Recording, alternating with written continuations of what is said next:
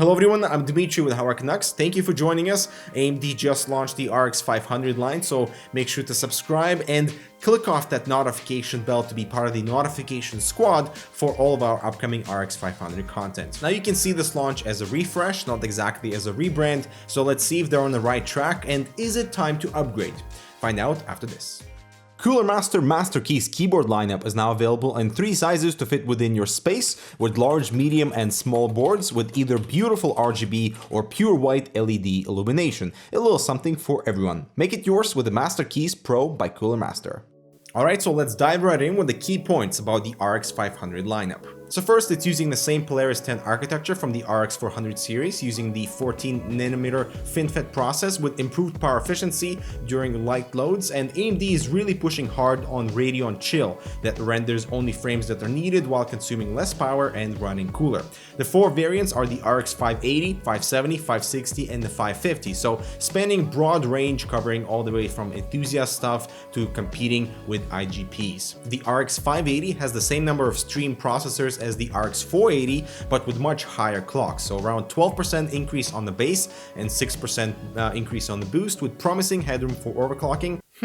Overclocking headroom, huh? We'll see about that. The TDP has seen an increase to 185 watts and 200 watts on some overclock models, and it's priced exactly the same as the RX 480. And we will see both 4GB and 8GB models to fill in that gap between the GTX 1060's 3 and 6GB models. Moving on to the RX 570, it's pretty interesting because it has the same amount of stream processors, RRPs, and texture units as the RX 470, but with a massive increase in frequencies, 26% increase on the base clocks and only 3% on the boost versus the RX 470. It is priced around $170 to $190, so it should compete with the GTX 1050 Ti. The RX 560 and the 550 cover the sub $100 price points, so let us know if you want these covered on the channel. But in this video, you will see benchmarks for 14 games. Man, that is a lot of work. We should all thank our lab in Montreal. Thank you, Sky.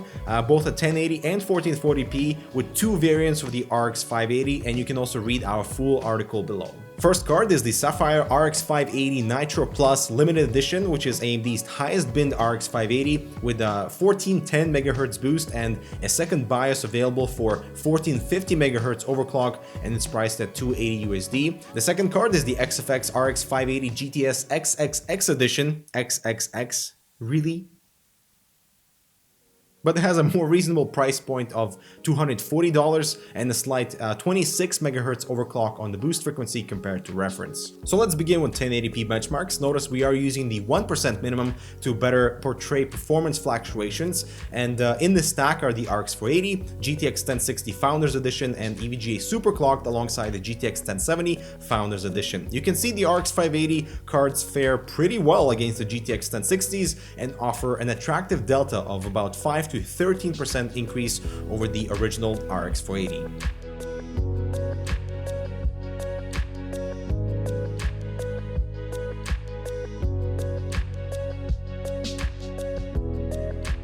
I do want to mention Overwatch and GTA 5 were the only games with the AMD cards in the bottom 3. Moving on to 1440p resolution, it seems that the RX 580 takes an extra lead over the GTX 1060 in majority of games.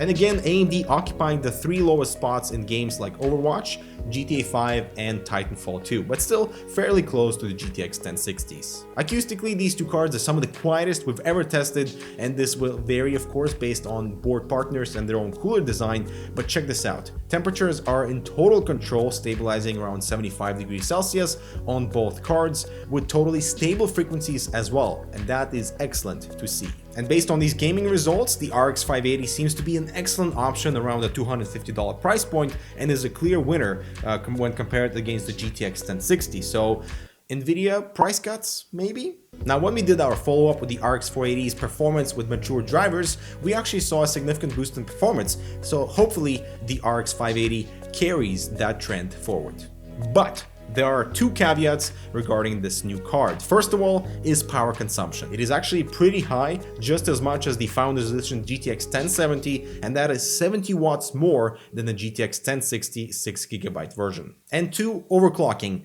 Do not bother. After hours of tinkering with Wattman, we were only able to achieve 60 MHz on both cards as an increase from their, respective boost clocks. So it is very limited, but that is after hours of crashes and instabilities and stuff. So overclocking on the RX 500 series is limited. And to wrap things up, the RX 580 is a fantastic target for maximum 1080p gaming and 1440p on high, something that the GTX 1060 6GB model sort of lags behind. And there's a lot of potential for excellent competition around the $240 to $250 mark. And if you've been considering the GTX 1060 6GB model, would you consider Team Red now the RX 580 is out? Let us know in the comments. I also want to mention the RX 570 is already in the lab, so make sure to subscribe for that full benchmarks and ordeal with comparisons. I'm Dimitri with Canucks. Thanks so much for watching. We'll see you in the next video.